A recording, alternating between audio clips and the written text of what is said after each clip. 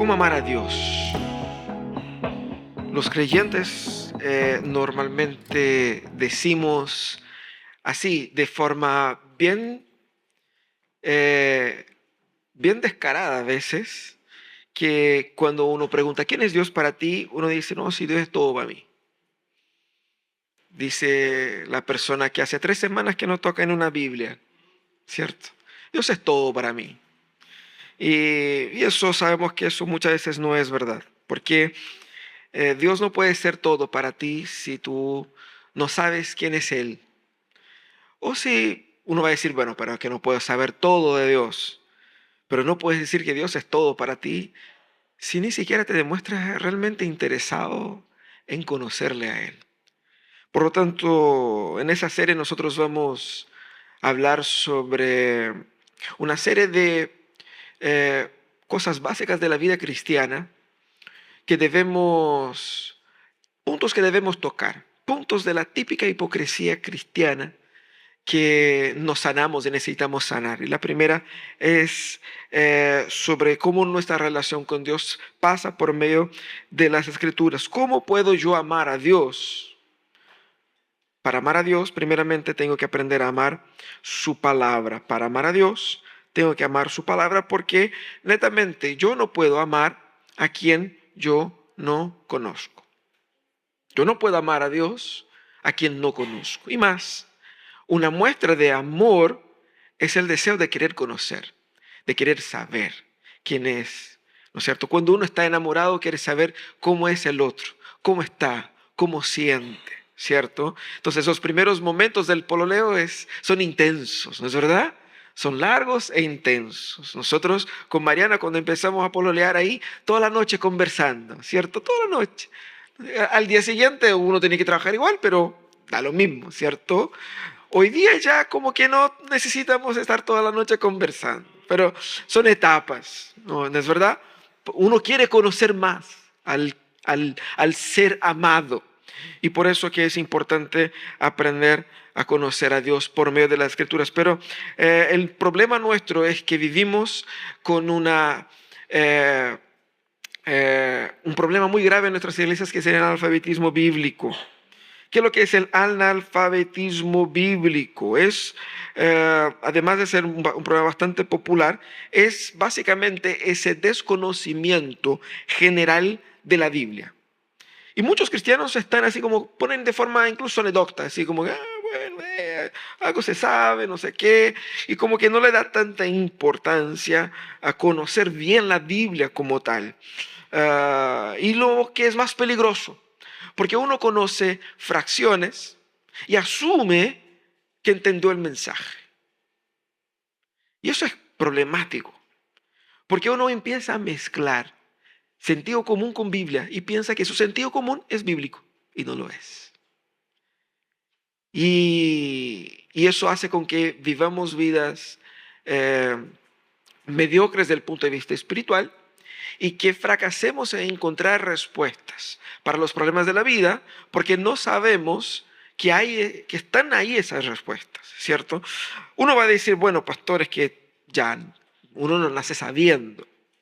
Uno tiene que aprender. Y es natural, si usted es nuevo en la fe, si usted está llegando hace poco a la fe, que usted no conozca muy bien todo lo que dice la Biblia. Pero no es normal, si usted está dando vuelta por acá hace mucho rato, si usted es creyente de hace varios años, no es normal que nunca la haya leído entera, no es normal que no la haya conocido bien en cierto sentido, que domines la narrativa bíblica de una cierta forma, ¿no es cierto? No es normal que no sepa la diferencia de Juan y Primera Juan, por ejemplo, o que desconozca, ¿no es cierto? Que cuando me pasa mucho, cuando cuando yo me presento, ¿cómo se llama? Amos, y la persona se dice canuta, creyente, ¿no es cierto?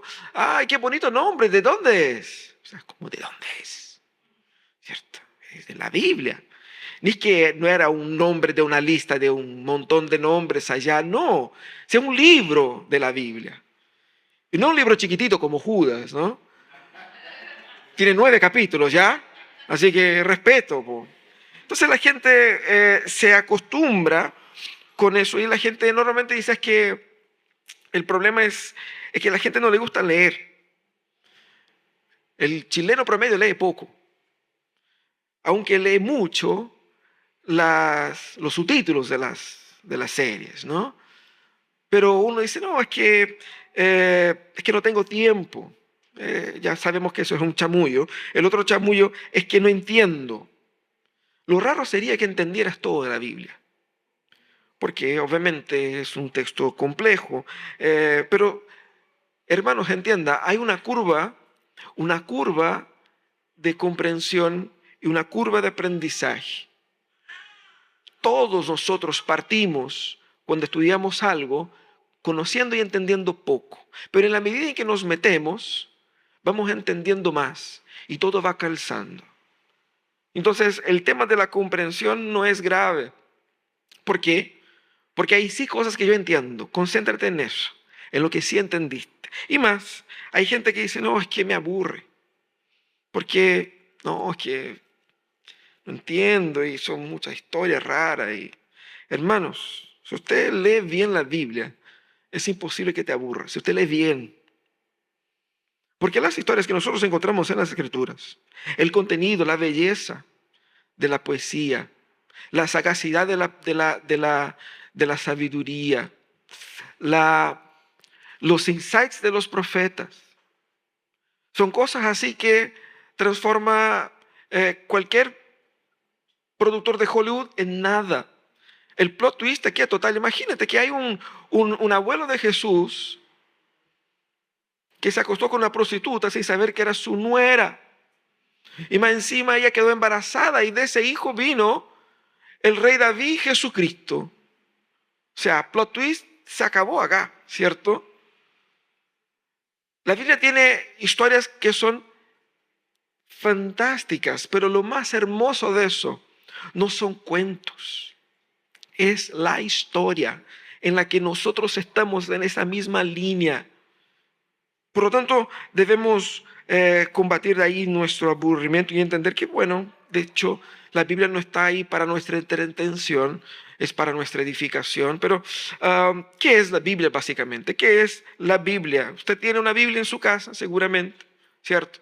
Ahí estábamos explicando a los adolescentes la diferencia de la Reina Valera para la NBI. Yo sé que ustedes saben, ¿cierto? Que existen distintas traducciones para nuestro idioma, algunas antiguas como la edición Reina Valera, que es una traducción del griego hebreo al castellano que remonta a 1500 y algo, y tenemos las más contemporáneas, NBI, NTV y todo eso, pero la Biblia es la revelación especial de Dios, es palabra de Dios, es inspirada por Dios, entregada a nosotros por su gracia, pero vamos aquí a pasar a hacer un repaso de introducción a la Biblia bien rápidamente. Primeramente, hermanos, recuerda que la Biblia fue escrita en hebreo, arameo y griego. Es por eso que tenemos distintas traducciones. Cuando se hizo la lectura, algunos hermanos encontraron que mi Biblia sonaba diferente de la que el hermano leía acá.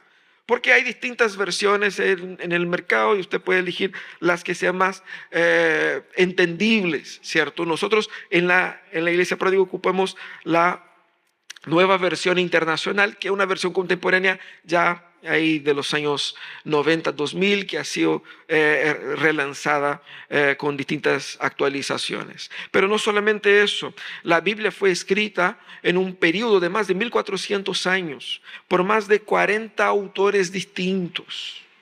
Y todo eso para construir un conjunto, que es lo que nosotros tenemos hoy día, de 66 libros. Estos 66 libros están divididos en el Antiguo y en el Nuevo Testamento. 39 en el Antiguo, 27 en el Nuevo Testamento. Esa es la palabra de Dios que nosotros tenemos. Y toda esa historia está presentada a nosotros por medio de narraciones, por medio de poesía, por medio de profecías, por medio de sabiduría, por medio de leyes, por medio de cartas. ¿Qué significa todo eso? Significa que tú no puedes abrir la Biblia en cualquier parte y leer de la misma manera, porque son textos distintos.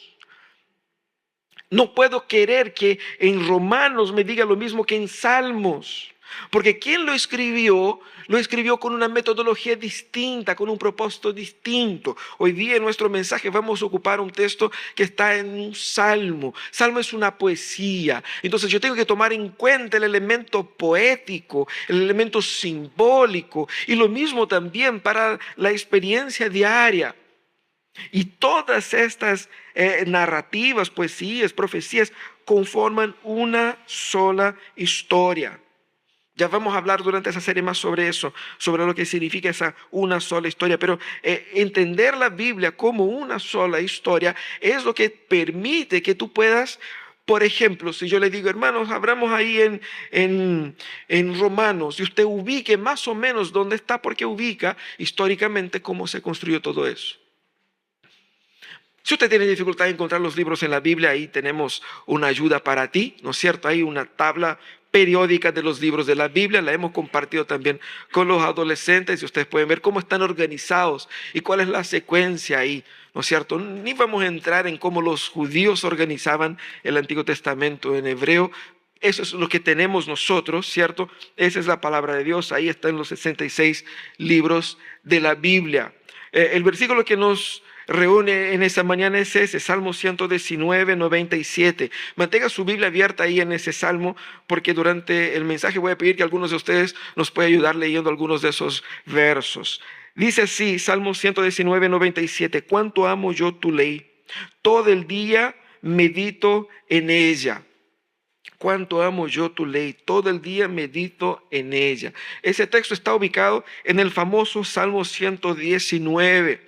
Bromeamos con el tamaño del Salmo, ¿no? Y seguramente más de uno se tiembla antes de que el pastor diga, vamos a leer el Salmo entero porque es un Salmo muy extenso. Tiene más de 160 versículos.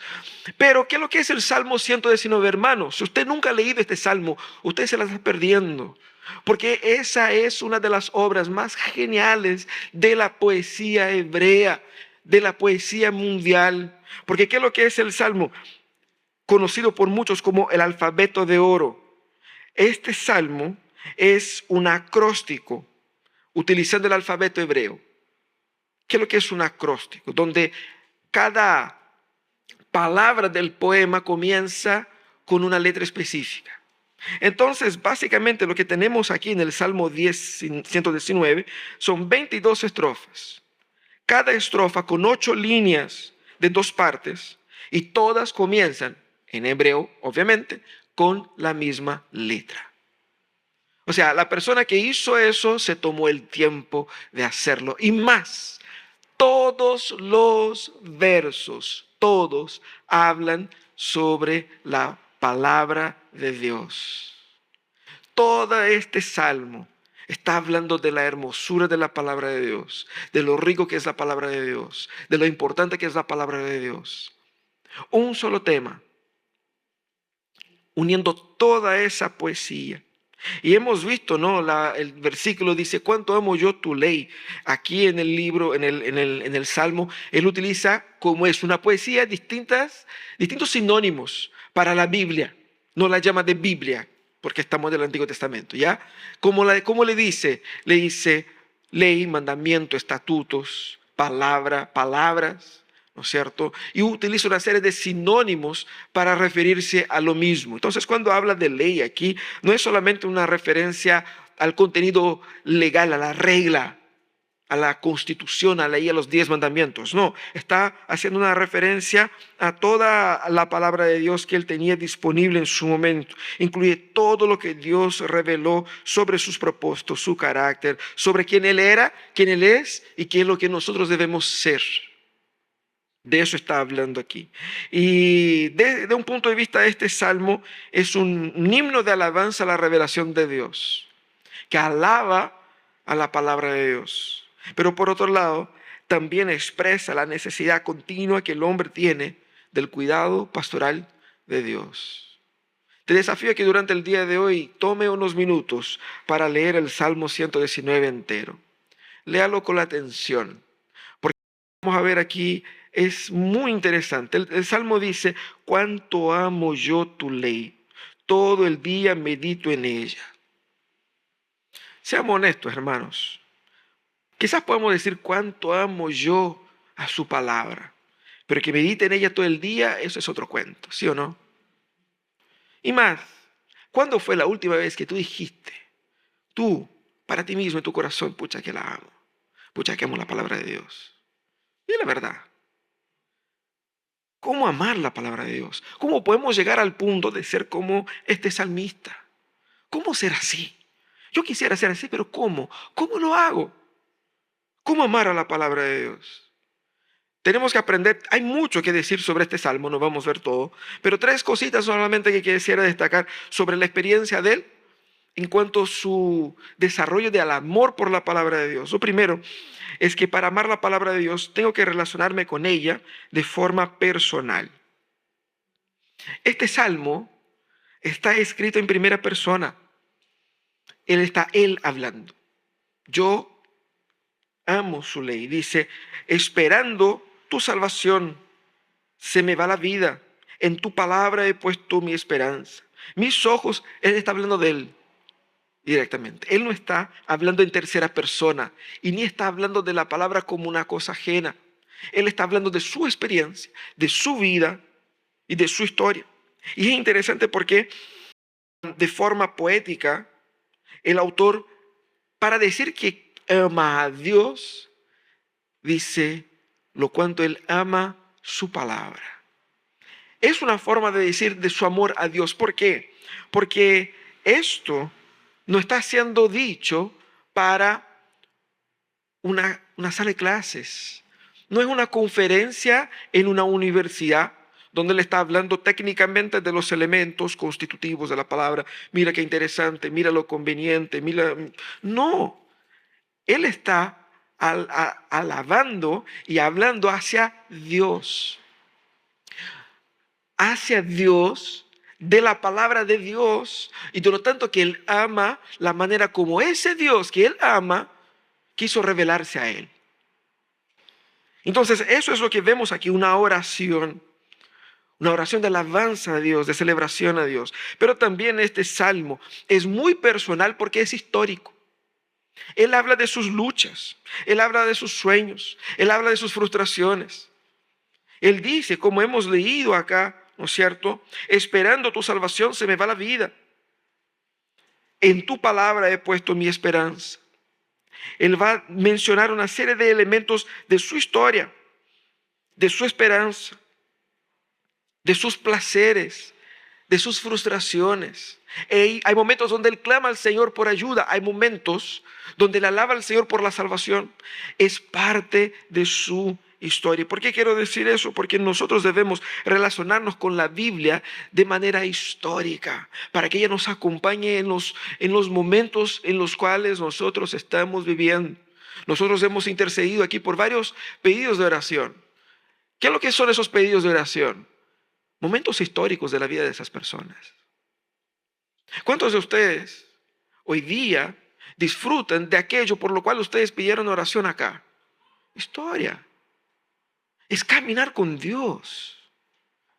Tenemos que generar una relación con la Biblia de tal manera que uno se acuerde de ese versículo, porque cuando leí ese versículo hace unos años atrás, yo estaba en esa etapa y yo me acuerdo que el Señor me habló por medio de esa palabra, y hoy día eso es parte de mi historia, es parte de mi vida. Fue así como el Señor me alentó, me ayudó, me corrigió, me animó, me disciplinó.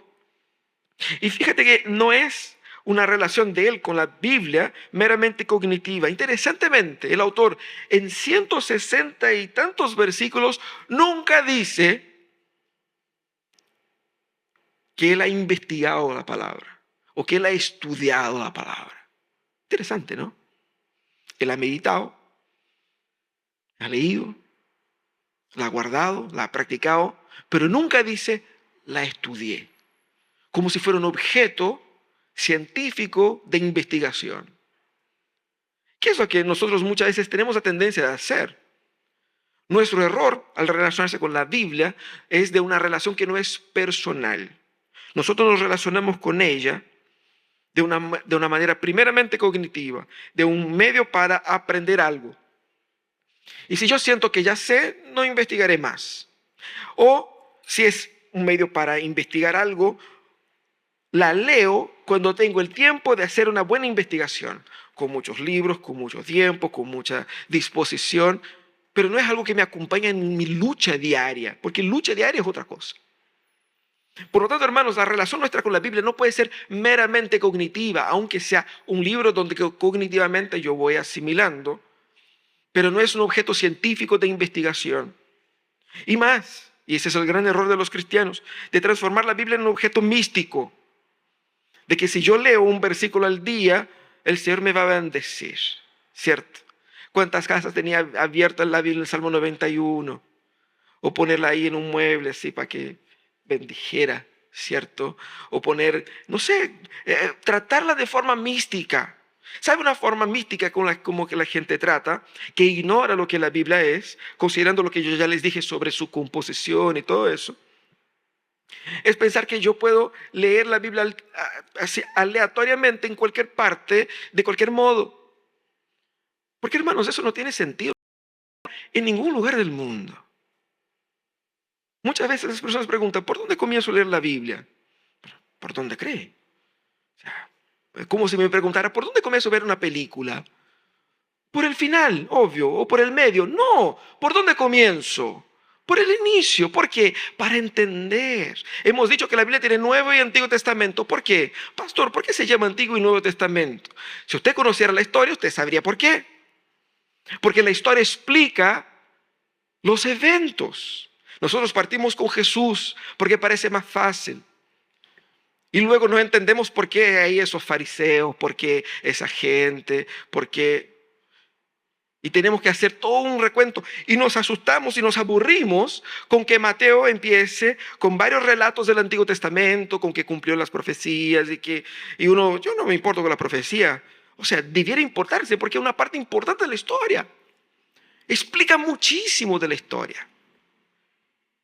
Por lo tanto, en ese sentido, la Biblia, como el salmista presenta, no es mística, sino que es algo que bastante verdadero, profundo, espiritual, pero que él analiza, él estudia, él medita, él gasta tiempo con ellos. Pero también la Biblia no puede ser tomada de una manera meramente teórica. ¿Por qué? Porque el objetivo de conocer es de poner en práctica. Esa es la gracia. Si no pongo en práctica no me sirve de nada. Lo que él va a decir sobre los efectos de la Biblia en la vida están vinculados a la manera como él la practicó, como él la obedeció. Por lo tanto, es muy bonito ver, por ejemplo, ahí en el versículo 101, Tita, el versículo 101, lee para nosotros.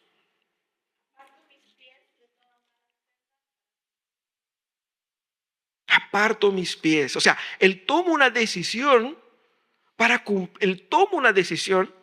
poder obedecer a la palabra, ¿cierto? También el versículo 106, ¿qué dice?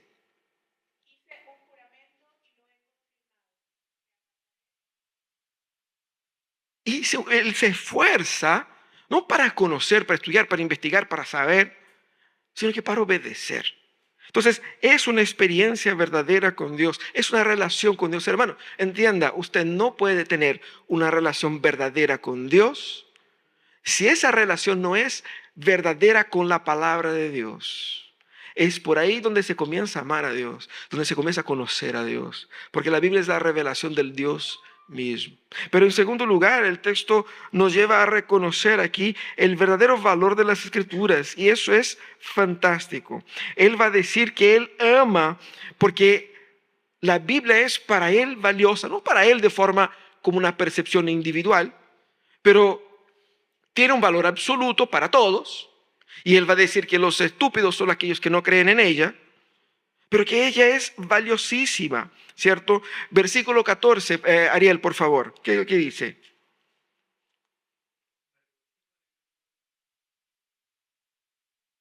Más que en todas las riquezas. Hermano, no sé cómo está su situación financiera, pero pensemos por esa, obviamente que es una poesía, pero entre todas las riquezas, la de Jeff Bezos, la de, ¿cómo se llama el loquito de Tesla? Elon Musk, juntando todo eso, ¿cierto? Todas las 7 familias de Chile, toda esa plata y la palabra de Dios. Él va a decir, no, me goza más en tu palabra que en todas las riquezas. Mariana, lee el 127, versículo 127, ¿qué dice?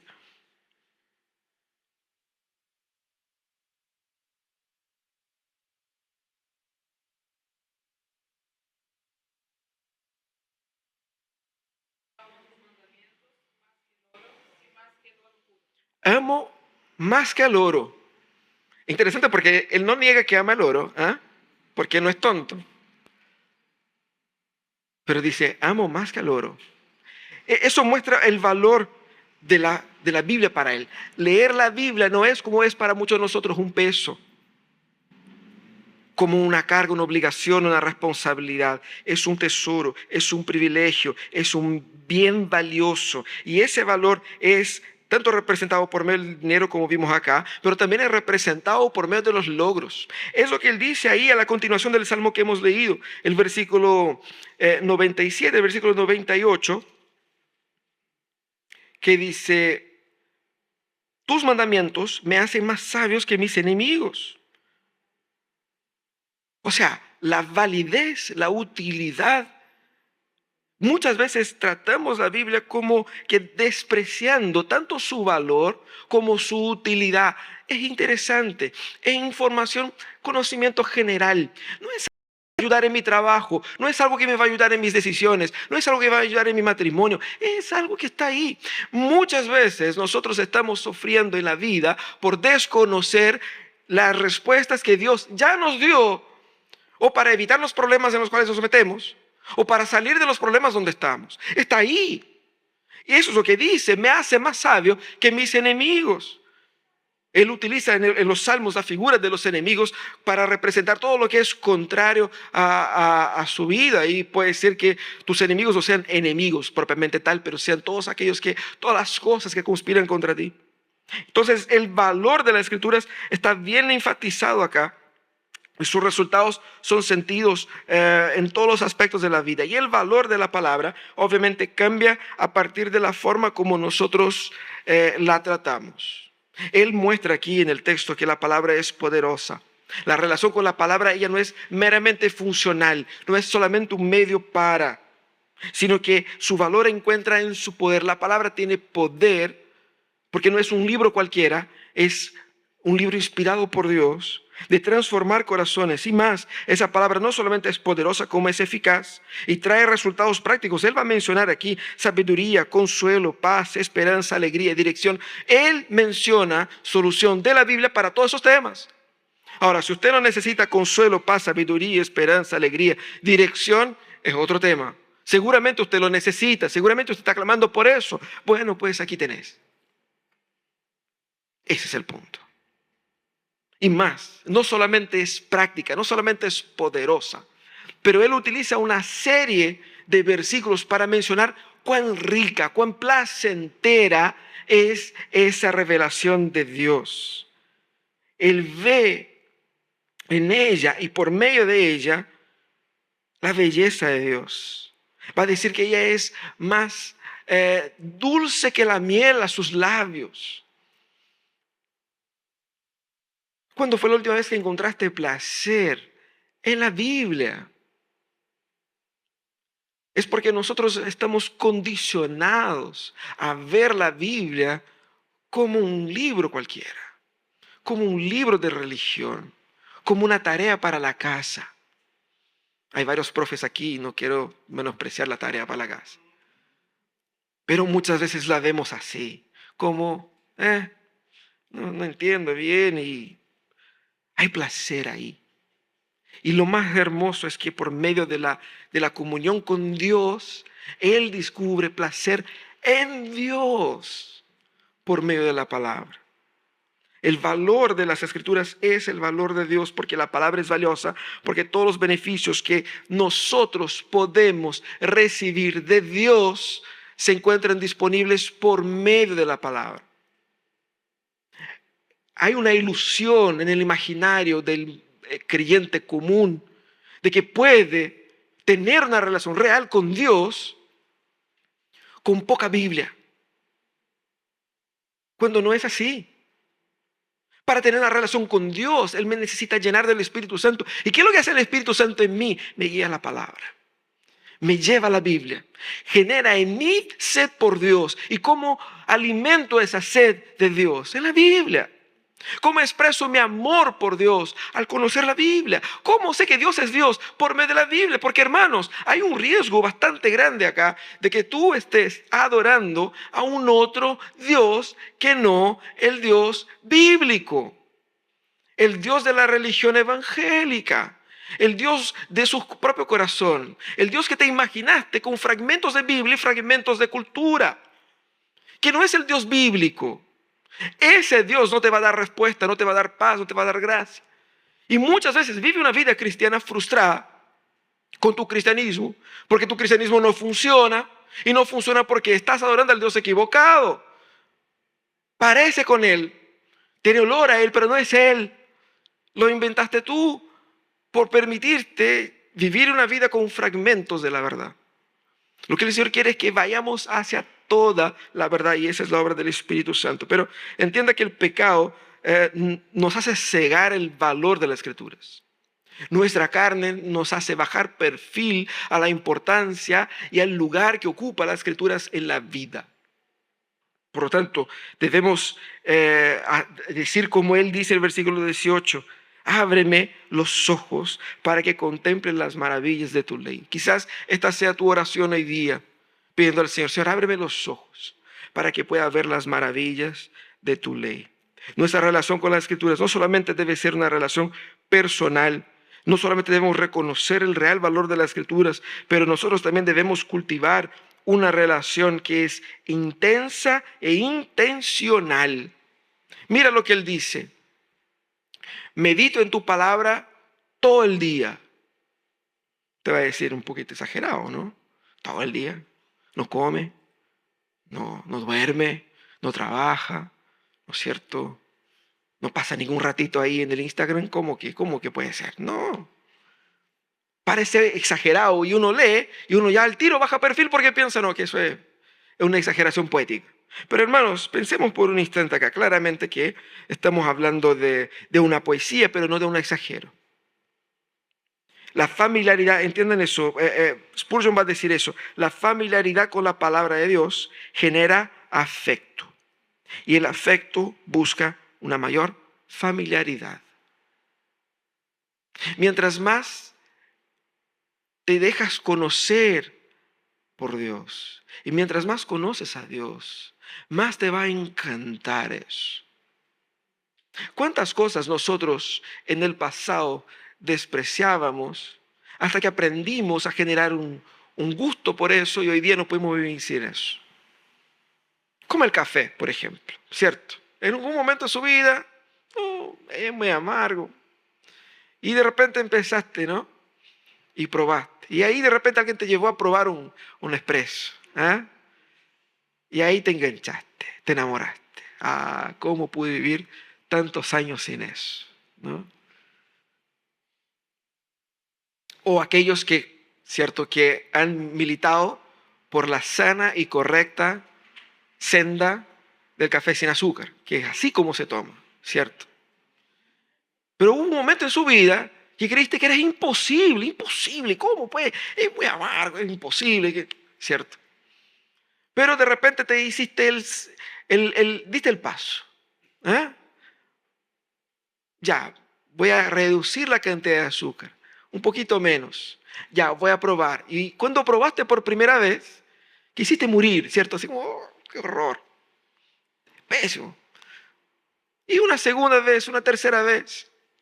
Pero llega un momento donde uno ya no puede tomar el café con azúcar.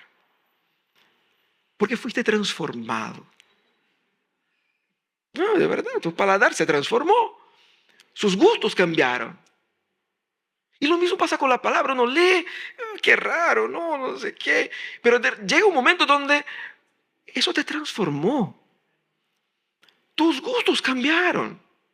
Tu sabor cambió. Tu percepción de la vida cambió por medio de esa relación. Y eso te genera, te abre la puerta para un camino más intenso. Está el expreso, está el ristretto. ¿Ah? Te olvidas de los capuchinos, te olvidas de los frappuccinos, de todos los chinos, no. Te concentras ahí en el café puro. Mientras más fuerte, mejor. Y así un poco como que pasa con la palabra. Uno se acostumbra a cierto nivel de calidad y quiere cada vez más. Por eso la intensidad. La intensidad aquí es tanto un deseo del salmista, él quiere meditar en la palabra todo el día, pero es también una consecuencia, un resultado de su devoción, porque mientras más él medita en la palabra de Dios, más naturalmente le sale el deseo por hacerlo. Mientras mayor sea la devoción, mayor será la intensidad. Eso es lo que él quiere decir con eso. Pero también, cuando dice que medito en ella todo el día, él está apuntando hacia una necesidad, una dependencia. Él la necesita todo el día. Porque no es un mantra solamente, no es un elemento mágico para bendecir su día, es algo esencial en su diario vivir. Por lo tanto, la pasión por la palabra es algo que se va desarrollando, pero ojo hermanos, la pasión por la palabra no te va a surgir naturalmente en tu corazoncito pecador, ¿ya? No es así. Porque como va a decir Pablo, la carne milita contra el espíritu. Entonces no es natural nuestro. Porque hay gente, yo he escuchado gente diciendo que cuando me surjan las ganas las leo. Entonces no va a leer nunca. Porque no te va a surgir las ganas. De repente, un día, pero todo el resto no. Tenemos que entender que hay una batalla de por medio ahí. Para construir esa relación. Yo tengo que estar consciente de lo que pasa en mi cuerpo. De la batalla en la cual yo estoy lidiando. Si el Espíritu de Dios habita en mí, Él me va a mover hacia la palabra. Pero el Espíritu Santo habita en mí, pero esa carne en la cual el Espíritu Santo habita también es débil. Y yo estoy, y el Espíritu guiándome a la palabra y la carne al Instagram. Y así como que, ay, ¿qué hago? Cierto. Jugar la pelota, leer la Biblia, ay, qué difícil decisión, no sé, qué es lo que mi carne me lleva para un lado. Corintios jugando a leer la palabra, oh, Señor, ¿qué hago? Muy difícil decidir. A veces no es tan obvio así, ¿no? Pero debemos entender esa realidad. La intencionalidad debe ser presente en nuestra postura con la Biblia. Yo tengo que ser intencional. Tengo que esforzarme. Eso es lo que él muestra durante todo el Salmo. No es solamente algo rico, fantástico, pero también es algo que él buscó, se esforzó, trabajó. La intencionalidad va a generar vínculos y va a generar frutos. Como después va a decir Jeremías, ¿cierto? El Señor por medio de Jeremías. Me buscarán y me encontrarán cuando me busquen de todo el corazón. Ahora, hay un vínculo aquí de placer y disciplina. A veces cargamos mucho la mano en el tema de la disciplina, sea porque seamos un poco indisciplinados, pero hay un elemento de disciplina también. Pero es hermoso, la hermosura del Salmo está en que no nos pone la Biblia como así como un fardo y más. No nos pone a nosotros en una posición así como que yo soy un verme miserable que no siento lo que él siente. A veces sí, pero muchas veces no. Porque el texto es bastante humano en su sentimiento y en su lucha por más de Dios. Porque es de la naturaleza humana la relación entre placer y disciplina. Para que tú puedas disfrutar de las mejores cosas en tu vida, tuviste que tener una disciplina básica para lograrlas. Puedes llegar y disfrutar de tu casa, pero eso demandó una disciplina laboral, una disciplina de gestión, al menos.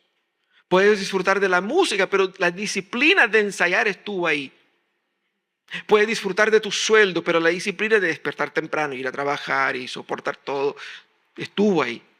O puedes disfrutar de la alegría de tu título, pero la disciplina del estudio estuvo ahí.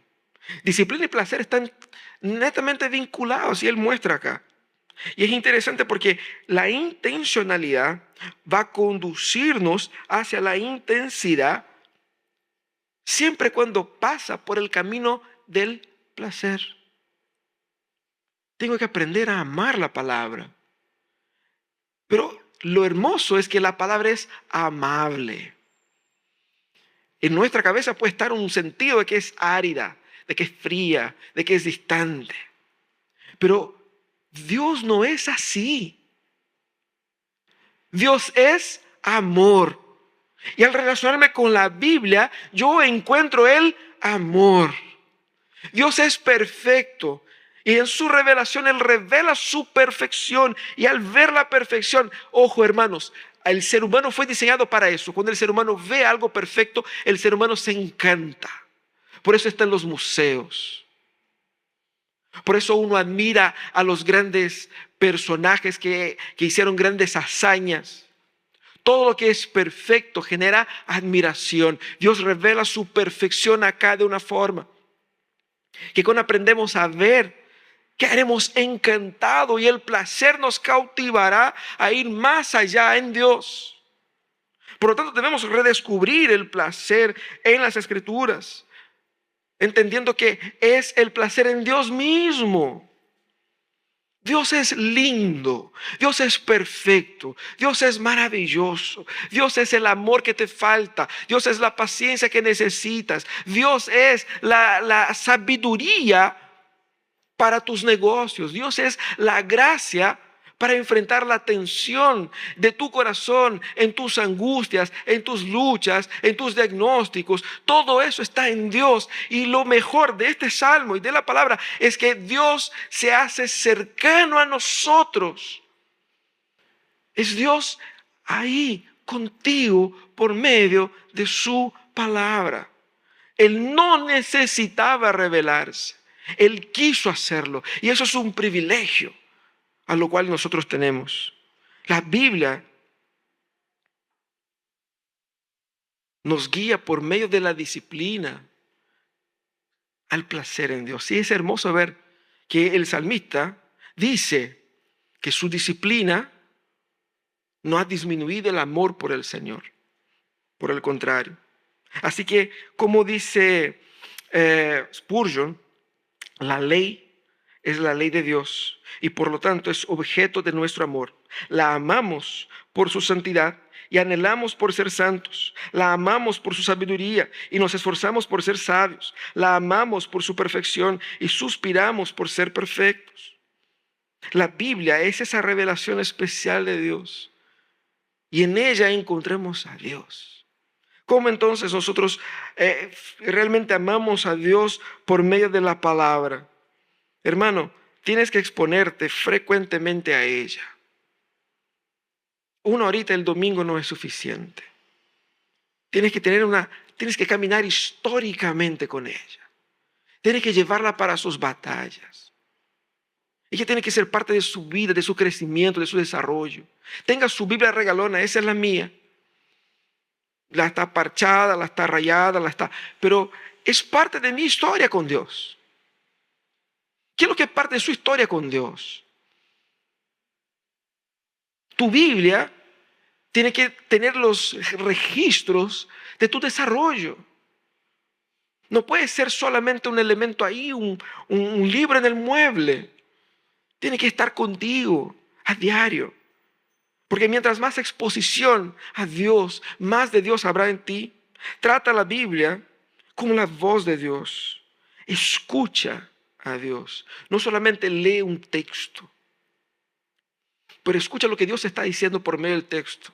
Hay partes donde uno no entiende y eso es normal, pero deja que Dios te hable por medio de cosas que no entiendes ahora, porque esas cosas van entrando en una estructura para que más adelante se pueda conectar con una serie de otros elementos. Hermanos, los roteiristas, los guionistas en las películas hacen exactamente eso.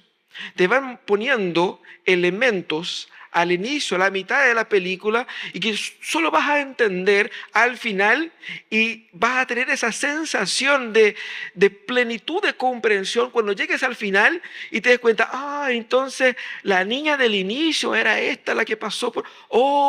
esa sensación de que te deja así como hacen los coreanos, ¿no? Esa sensación Es lo que la Biblia nos hace. Debemos nosotros ser asombrados por ello y dejar a un lado las excusas. Sé intencional en su relación con la Biblia, con la meta de ser intenso en eso. Cultiva la disciplina, pero no piense que la disciplina es un castigo, sino que es un camino para el placer que lograrás a mediano o largo plazo. Y aprenda a disfrutar de la presencia transformadora de Dios. Así aprenderemos a amar a Él y a amar su palabra. Cierra tus ojos. Vamos a orar, vamos a pedir que Dios nos dé de este amor para su palabra, para que podamos descansar en Él.